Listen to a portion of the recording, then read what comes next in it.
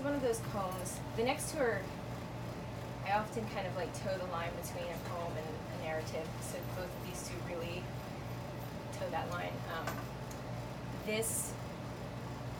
was a 9-month period of time in which I had an office job, and one day I was there, it was a Friday, not that many people were there, and the window was open, and it sent like a paper skittering across the floor, and like, I don't know, I just got like the jolt, and then this just came out, and I like scribbled on a bunch of Post-it notes, and it got really high, you know, for the rest of the day. So I love this story. As the second layers of Saturday's dawn unfolded behind the outermost branches of a sycamore tree, which only appeared to be scratching at the lamppost, she couldn't remember if she had consented to wake up on Sunday or on Thursday, but since it was most definitely Tuesday, it didn't much matter. She felt light in that shouldn't be surprising by now way when it becomes spring because you hop in the truck and buckle up without a coat on and you feel very thin and somehow free. She felt confused in the way when you're meeting someone at 11 a.m., except when you get there, they haven't shown up yet, and you start questioning whether you had agreed to meet at 11 a.m. at all. Maybe you're early. Check back through your phone to confirm. And then the questioning cascades to, is it even 11 a.m.? What time is it? What if it isn't even Tuesday? What year is it? What if time has finally begun to melt, and you're the first or the last to notice? But above all, she felt a degree of motivation to get out of bed because since it was most definitely Tuesday, she would have time to make her coffee at home this morning. The breeze from an open window dislodged the lichen-covered branch from its spot on the sill. The branch was a token from a recent hike. The window was probably from some contracting store somewhere. The interesting thing about the window was not its origins, but the fact that it was open. It was February after all. And even if it was most definitely Tuesday, the window should not have been open. This weather, though. Being a witch in 2017 isn't easy. The moment she had just barely began to consider the idea of dating again, she noticed 3 slender Pisces milling about in her life, and frankly, she didn't know what to do with them. Well, she knew what to do with one of them, the precise length of his beard. Those were for morning thoughts, for warm among the blankets thoughts. When she wore little enough of a bed shirt to awaken with the plush of soft against her skin, she was certain there was nothing more precious in the world than texture. The wind now sent a bankruptcy skittering across the floor. One more imagining of precise length of beard bristle on cheek. One more stretch in all directions. One more cozy of soft on skin. And then a slow pulling of self from the blankets. It was most likely Tuesday, and it was time to make coffee. Excellent.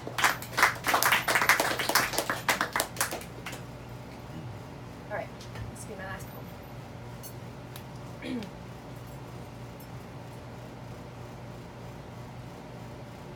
The ants were the first to leave. Nobody noticed. They were so caught up in the dire ills of their day, screen sickness, political corruption, unending police brutality, the rains or the floods or the fires, the droughts. They didn't notice the ants, masterful and methodical, pack up and go. These were not the ants that live in human dwellings, tracking a gentle path from the sink to the cabinet to the unknown place behind the stove. Those ants were human kin and wouldn't leave before them. The ants that were the first to leave lived in places unseen by humans.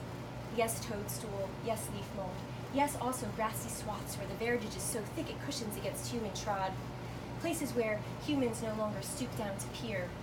Once the human knee lost its ability to squat, stooping and peering happened at a much lower rate. The ants left some smells behind.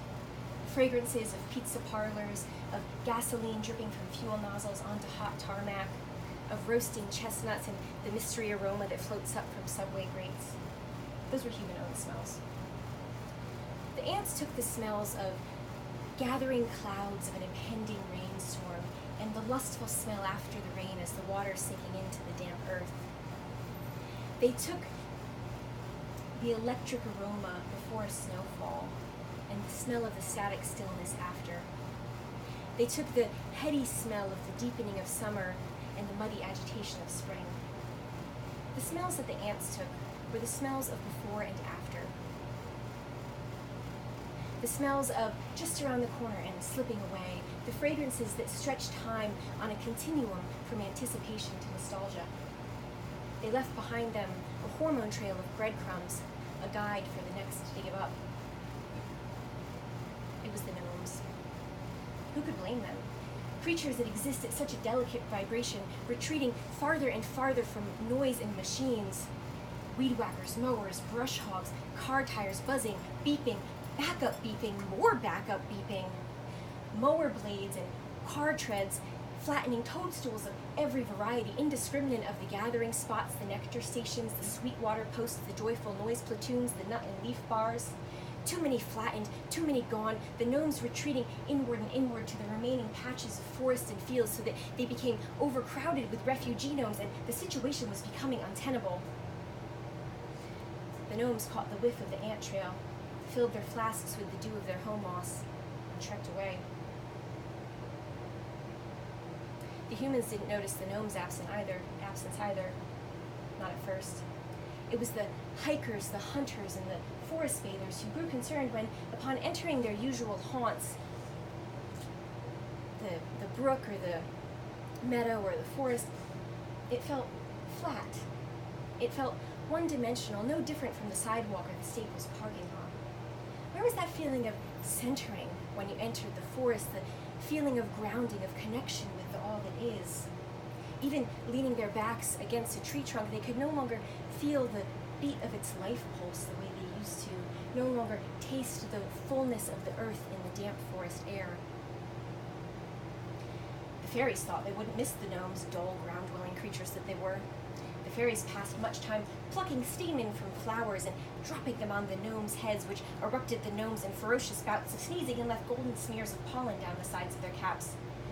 The fairies always thought this was uproariously funny until, inevitably, the gnomes would retaliate by shaking the stems of the flowers within whose blossoms the fairies took their deep afternoon repose, which gave them energy for delighting through the even morning.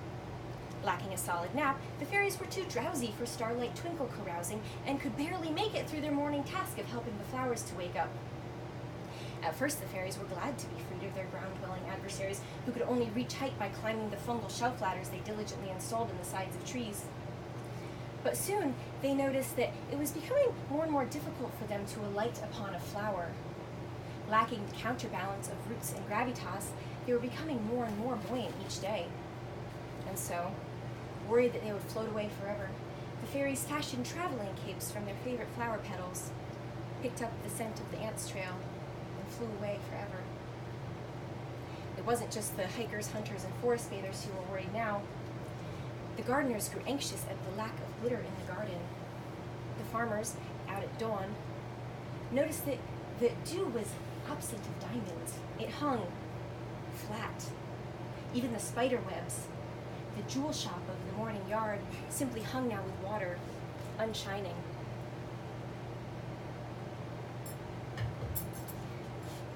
The herbalists, too, and the witches grew worried. The witches could no longer see that special aura or the way a plant dances when it wants to make magic. The herbalists could no longer hear the whispers of the plants who wanted to become medicine. Some of these kind folks didn't think to raise the alarm. They questioned their judgment or their intuition. Perhaps their vision was off or they hadn't had their morning cup of coffee. Some of these folks tried to raise the alarm but were ignored. They weren't surprised. They were used to people not listening to them. It was then that the bees began to leave. Without the fairies stationed at the morning flowers, waving and pointing and directing and generally harassing the bees, they had little motivation or resource to perform the drudgery of pollination. For some flowers, the pollination situation is straightforward enough. You go in, do your business, and leave. But for others, the instructions are wildly complicated. To enter the flower, you have to hook your leg into a specific notch and then twist your way in, walk to the bottom of the blossom, do your thing, and then to get out, you have to twist and wrangle through an escape hatch. No getting out the way you came in. A bee could die if she gets it wrong. Not worth it, especially without the fairy sitting on the edge of the petal barking instructions the whole time. The honeybees left first, thankless servants to humans all these years. It was then that people began to notice. Facebook posts were shared and reshared. Marketing appeared that was just subtle enough to not outright suggest that climate change was real. There were campaigns by farmers, gardeners, and naturalists to plant more larval hosts and pollinator attractants. But it was too late. The wasps and the hornets held out as long as they could, maligned and murdered by humans all these years, but long willing to perform the drudgery of pollination. It wasn't until the bumblers left, bumblebees, that everyone began to notice. Even the people who only experienced the outdoors via windows and walks to and from the car, even they noticed. This was because the bumblers took with them the first layer of sound. The layer of sound that creates an amphitheater of space around human existence. Layers of dimension, the symphony that holds life within a place. Everybody noticed the loss of this first layer of sound and panicked. For a moment there was hysteria. But after the bumblers left, the crickets were soon to follow. Then the cicadas, the katydids, the harvest flies, the tree toads, then the morning songbirds, stray crows, each taking with them a layer of existence, a supporting being in the framework of dimension around human life. And by the time the last pigeon had flown the stoop, human life had become thin and strung out, completely flat, dimensionless, so flat, in fact, they didn't